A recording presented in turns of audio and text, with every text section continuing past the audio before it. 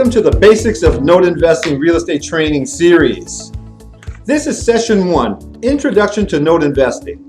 My name is Herein, and I'm a professional real estate investor, and I want to thank you for participating in this exciting series on mortgage note investing. In this series, I'm going to teach you about an investment vehicle that is familiar and simple to understand, requires very little time or effort, consistently produces high yields and double-digit returns, minimizes your risk of losing money, and provides opportunities for long-term monthly cash flow and instant upfront profits. I know this sounds like a big promise, but stay with me. Get the facts and decide for yourself if I've overstated the benefits. I'd like to give you a little background on myself and my experience in real estate and finance. I've been actively involved in real estate since 1980 when I became a licensed real estate agent and broker. In 1982, I opened a Century 21 franchise in Chicago and began my real estate investing career as a property flipper and a landlord. In 1992, I opened a mortgage company, and I've been the responsible agent, broker, or lender on thousands of transactions over the past 35 years. I've trained, mentored, and supervised hundreds of real estate agents and loan officers during that time. Now, I'm sharing all this with you to point out that I really do understand real estate, mortgages, and investing. Billionaire Warren Buffett advises people to invest in what you understand. And if you think about it, that makes a lot of sense. One of the things that I like best about real estate is that most people understand it, and they know the awesome potential of investing in real estate. So if we were to follow Warren Buffett's advice, most people should have their IRA, their savings, or their 401ks invested in real estate. The problem is that we all lead busy lives, and frankly, we know that owning real estate can be time-consuming and a headache. I know this firsthand to be true because I've been flipping houses and landlording for more than 30 years. And despite all the hassles and headaches, I would have continued doing it if I hadn't learned the secret that bankers have known for centuries. And the secret is simple: never invest. You heard me right. Never invest. You see, investing is too risky, and that's why banks don't invest in real estate. Banks don't invest in the stock market. Banks don't buy gold or mutual funds. Banks leave those investments to the less informed. You see, banks are masters of money. And as masters of money, they control every aspect of their capital. Banks decide for themselves where their money gets deployed. They don't delegate that to some stockbroker or insurance salesman. Banks don't hope to make a profit. They literally build their profit in, called interest, when they deploy their capital. Banks control their cash flow by dictating when their money gets paid back and how their money gets paid back. They even control what happens if someone fails to pay them back as agreed. I think it's a brilliant plan, and banks are in an almost no-lose position, aren't they? Now, you're probably thinking to yourself, well, so what? Banks are masters of money. Big deal. What does that have to do with me? Well, here's what it has to do with you and me. With mortgage notes, we can do what banks do. We just do it on a much smaller scale. Let me give you an example of what I'm talking about. Did you know that you or I can buy someone's mortgage from a bank? That's right, mortgages are traded every day, just like stocks, bonds, and mutual funds.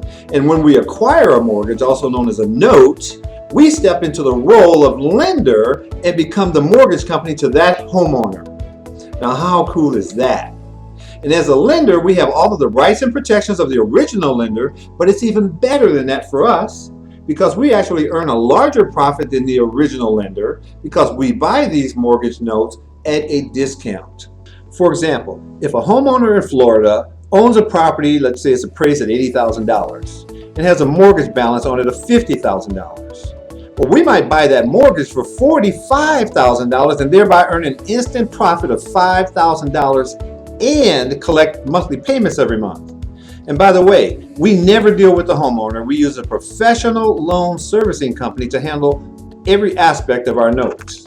They are inexpensive, they're professional, and they're licensed. Their job is to handle everything for us and send us a check every month. We also don't have to deal with any maintenance on the house or taxes or anything else because we don't actually own the house. We own the mortgage. We just get paid every month. And if someone fails to pay us, we simply hire an attorney to foreclose and take the house. Then we hire a realtor to sell that house for $80,000, just like any other mortgage lender would do. And then we take the 80 grand and we buy 2 notes. Robert Kiyosaki, the famous author of Rich Dad, Poor Dad, says that to create financial freedom, you must learn how to put your money to work and how to make it work hard so that at some point you don't have to. I believe mortgage notes are the best passive income choice for busy people because they're so easy to understand, they're very easy to manage, and they're extremely profitable. So let's get started. Most people have a pretty good idea what a mortgage is, but to make sure we're all on the same page, I'm going to clarify it now by using a simple example.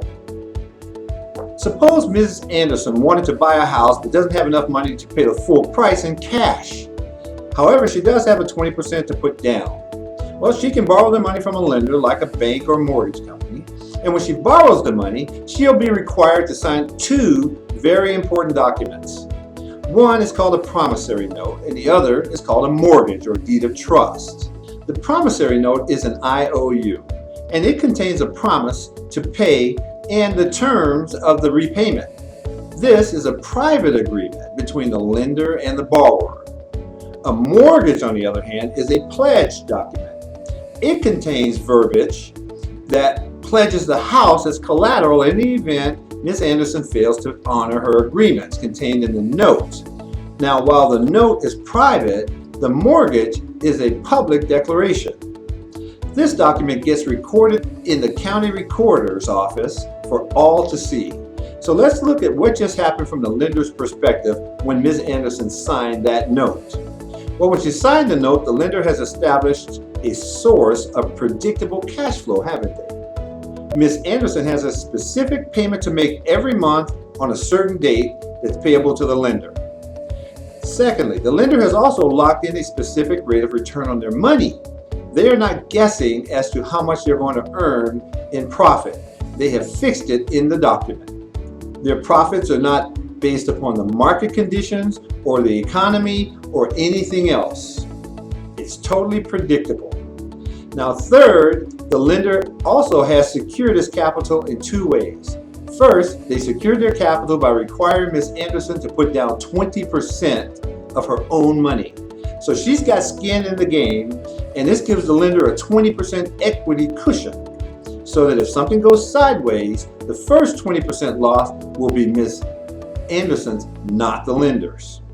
But it goes beyond that. She's also required to pledge her home as collateral. If she fails to pay, she could lose everything, her 20% down payment as well as her home. Now, I think you'll agree the lender has created a safe and profitable place to put their capital and earn that virtually eliminates the risk of losing money. So you see why banks don't invest? Bankers truly are masters of money. They follow a simple formula that is as old as commerce itself. They lend money, they charge a service fee, also known as interest, and they collect collateral in order to protect their position. This model is so profitable, yet brilliantly simple, that it has survived for centuries. This is also the model used by some of the wealthiest families on earth. These families provide financing for the largest real estate deals on the planet. They don't own the real estate, they own the financing. They finance shopping malls and skyscrapers and giant subdivisions and other large real estate deals. They generate huge profits from real estate without the management headaches and risks of ownership. And they teach your children to do the same. Now, as a note buyer, that's what I do. And you can too. The purpose of this training series is to teach you exactly how to participate in this lucrative space. So I'm going to suggest that you visit our website. Look at some of the examples of some of the recent note deals that we've done. There's a link below this video that will give you access to our website. You can go right into the note vault on our site. Thank you for joining me here for session 1 called The Basics of Note Investing. In our next session, we're going to cover loan default and its consequences to the borrower and to the lender.